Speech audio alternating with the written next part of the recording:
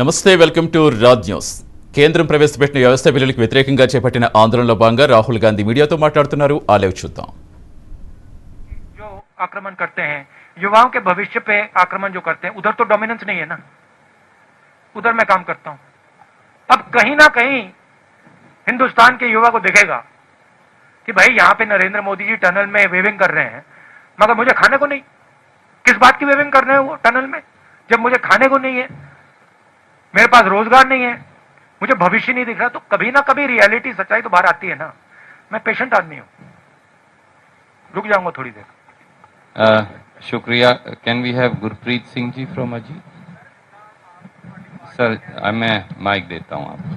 Hello sir, जैसे आपकी party बोलती है, आपके वर्कर बोलते हैं कि आप जब सत्ता में आए, आपकी सरकार कांग्रेस बनती है तो 3 बिल हैं जो आपने बोला कि हमने वो बंद कर देंगे. अगर वो बंद भी कर देते हैं, जो पोजीशन अभी है, कैप्टन साहब यहाँ बैठे हैं, पहले भी पोजीशन खराब है, खुदकुशियां हो रही हैं, उसके लिए आपके पास प्लान क्या है किसानी को बचाने के लिए? हमारे अगर मैनिफेस्टो को आप पढ़ें और उसकी कॉपी मैं दे सकता हूं, उसमें क्लियरली लिखा है कि जो फूड सिक्योरिटी का सिस्टम है उसको हम स्ट्रेंथन करेंगे. आज 40 किलोमीटर के रेडियस में मंडी होती है, हम 4 किलोमीटर के रेडियस में मंडी लगाएंगे. हम इस सिस्टम को, जो इसकी कमियां हैं, उसको सुधारने की कोशिश करेंगे, मगर हम इस सिस्टम को तोड़ेंगे नहीं, क्योंकि हम जानते हैं कि अगर हमने ये सिस्टम तोड़ दिया तो किसान गया.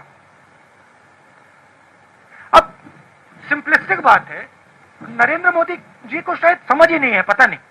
अगर आपने सिस्टम तोड़ दिया, अगर पूरा एग्रीकल्चर का आपने सिस्टम ही तोड़ दिया, तो फिर किसान की प्रोटेक्शन कहां रही? तो हमारी जो फिलॉसफी थी कि हम जानते हैं कि मंडियों में कमी है, हम जानते हैं कि वहां पे करप्शन है, बट हम इस सिस्टम को रिफॉर्म करना चाहते हैं. वो कॉम्प्लिकेटेड मामला है, आसान मामला नहीं है.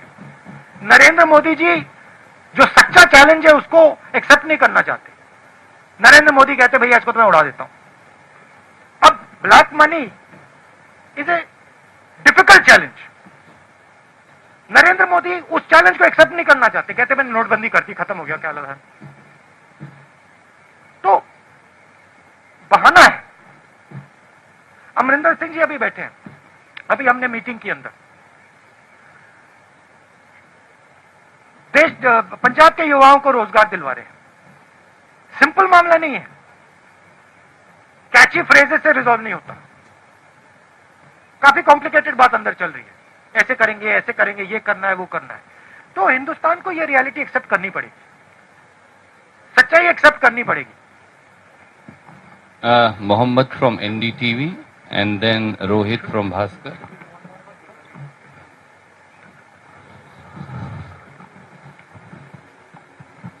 So you have been mentioning in your speeches that you will save the federal structure. You are fighting this for saving the federal structure. In 1970s, the Punjabi Suba movement in Punjab was also for strengthening the federal structure, and it was crushed, and partly it is blamed on Congress party also. So why Punjab and Punjabis should trust you on this? Punjabi should see my actions, right? And I can tell you, if you look at my political career, you can see my actions. You have given me more than I have given you. So I have in a sense, a debt to you. Qarz hai.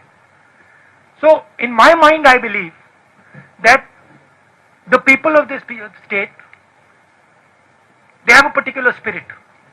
That spirit has taught me quite a lot. I'll tell you a small story. I remember, and this has never left my sister or my mind, ever. It will never leave.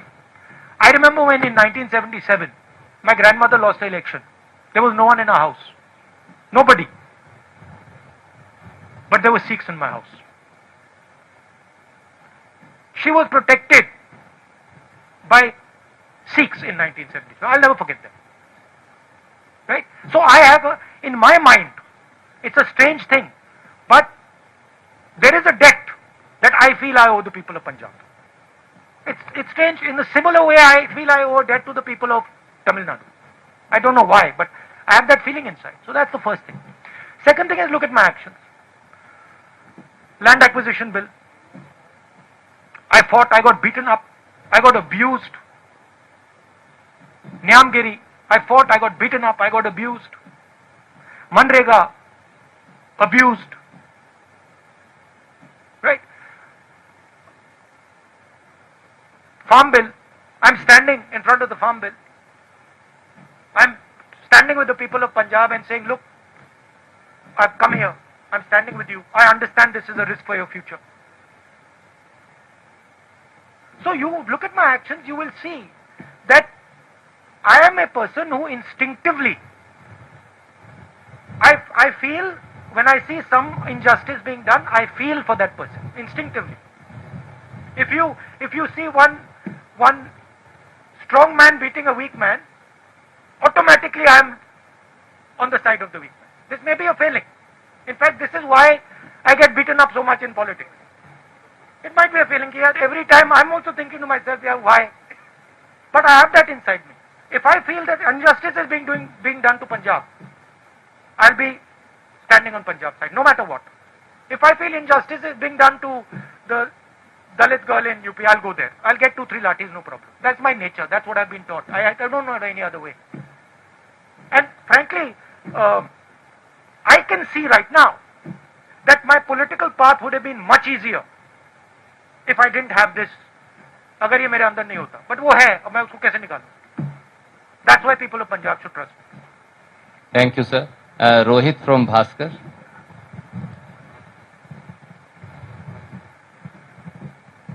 Rahul ji, मेरे आपसे 2 सवाल हैं। एक पहला सवाल है कि जो किसानों के 3 ये जो अध्यादेश आए हैं, इसमें 15 करोड़ किसान ही नहीं, 75 करोड़ पीडीएस लाभार्थी भी प्रभावित होंगे। इस पे आपका क्या कहना है? दूसरा, मोदी जी ये कहते हैं कि भाई ये जो अध्यादेश आ रहे हैं इससे किसानों को फायदा होगा, मंडी नहीं खत्म होगी, तो फिर दिक्कत क्या है? अगर किसानों को फायदा होता तो नरेंद्र मोदी जी ने पार्लियामेंट हाउस में डिबेट क्यों नहीं कराई?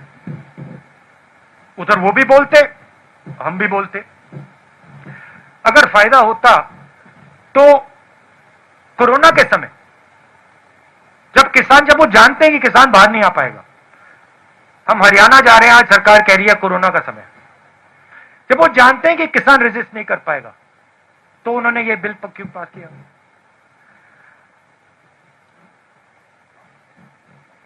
ऐसे प्रेस कॉन्फ्रेंस में बैठ के क्यों नहीं बोलते नरेंद्र मोदी जी कि ये किसानों के हक में है? पंजाब में आके क्यों नहीं बोलते? पंजाब के किसानों के साथ खड़े होकर क्यों नहीं बोलते? पहला सवाल, जैसे मैंने कहा, ये एक सिस्टम है। ये सिस्टम हिंदुस्तान का फूड सिक्योरिटी का सिस्टम है। इससे सिर्फ किसानों का नुकसान नहीं होगा, इससे कंज्यूमर का भी नुकसान होगा। एंड पे किसान की जमीन जाएगी, उसको सही दाम नहीं मिलेगा। नरेंद्र मोदी जी कहते हैं मंडी की कोई जरूरत नहीं। हजारों मंडी है हिंदुस्तान में, मंडियों में वर्कर्स काम करते हैं, स्मॉल ट्रेडर्स हैं, किसान जाता है, लोडर्स होते हैं, लाखों में होंगे हिंदुस्तान में। उनका क्या होगा? अंबानी जी, अदानी जी ऑटोमेट कर देंगे, मशीनें लगा देंगे। ये जो लाखों लोग हैं जो आज एग्रीकल्चरल सिस्टम में काम करते हैं, इनका क्या होगा? ये सब गुलाम बनेंगे। तो ये रियलिटी है। Thank you sir. अब एक बात, आप सबका बहुत बहुत धन्यवाद। आपने मुझसे इतने सवाल पूछे, मगर इनको तो आपने स्कॉट फ्री छोड़ दिया। तो इनसे भी 2-3 सवाल पूछ लीजिए। आदरणीय अमरिंदर सिंह जी, विशाल भाई, please take the mike. Sir, आप दोनों से ही है। नरेंद्र मोदी कहते हैं कि इच्छा शक्ति की कमी थी, इसीलिए उन्होंने 3 जो बिल थे वो लागू कर दिए जब टनल पे गए थे। तो उसके बाद क्योंकि पिछली सरकारें इनको लागू नहीं कर पाई थी और लगातार ही सवाल खड़े हो रहे हैं, चाहे स्टेट का मैनिफेस्टो, इलेक्शन मैनिफेस्टो था, चाहे 19 में आपका मैनिफेस्टो था कि एपीएमसी एक्ट को आपने बड़े जोर शोर से वहां पे उठाया था, तो क्या लगता है कि आने वाले समय में इसको पूरी तरह डिमोलिश कर दिया जाएगा, या अभी भी आप मैनिफेस्टो के ऊपर खड़े हुए हो?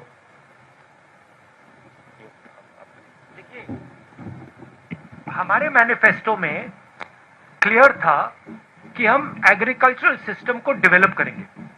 अगर आप 4 पॉइंट्स थे शायद उसमें, अगर आप पॉइंट्स देखें तो उसमें हमने कहा था हम फार्मर्स मार्केट डेवलप करेंगे, उसमें हमने कहा था कि हर 4 किलोमीटर हमें हम मंडी लगाएंगे, उसमें हमने कहा था कि हम infrastructure farm to fork infrastructure बनाएंगे।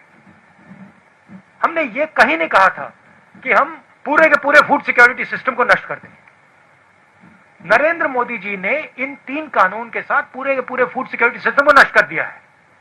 इसलिए पंजाब का किसान खड़ा है, इसलिए हम यहां प्रेस कॉन्फ्रेंस कर रहे हैं। सर सेशन बुला रहे हैं जल्दी इसको लेके। You'll have to take one question. Can we go to Kanchan from the Indian Express? Session वाला सर बता दीजिए जरा, स्पेशल सेशन बुलाया जा रहा है जी इसको लेके। स्पेशल सेशन भी प्लस लीगल जो भी करना पड़ेगा। కేంద్రం తీసుకొచ్చిన వ్యవసాయ బిల్లులు పారిశ్రామికవేత్తలకు అనుకూలంగా ఉందని, రైతులను కోలుకులని దెబ్బతీసిందంటూ